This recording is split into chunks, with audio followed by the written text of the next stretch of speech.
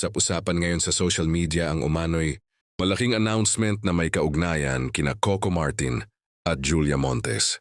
Dahil dito, agad na naging excited ang kanilang mga tagahanga, at nagsimulang magbigay ng iba't ibang hula kung ano kaya ang ibabahaging balita ng dalawa.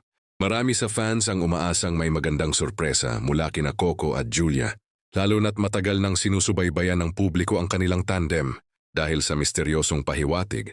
Naging palaisipan naman kung ang announcement ay may kinalaman sa kanilang mga personal na buhay sa isang bagong proyekto.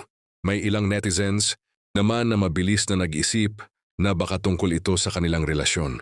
Dahil parehong pribado sina Coco at Julia pagdating sa kanilang personal na buhay, natural lamang na maging interesado ang kanilang mga tagahanga sa anumang pahiwatig na maaaring magbigay linaw sa kanilang kasalukuyang sitwasyon.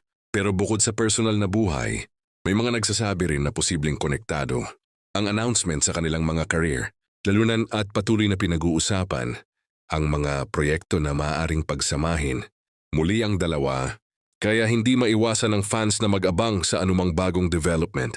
Isa sa mga pinag-uusapang posibilidad ay ang koneksyon nito sa seryeng Sigabo. Dahil dito, may mga tagahanga na umaasang baka may bagong balita tungkol sa proyekto, kabilang na ang posibleng development sa kanilang mga karakter o isang mahalagang announcement na may kaugnayan sa serye.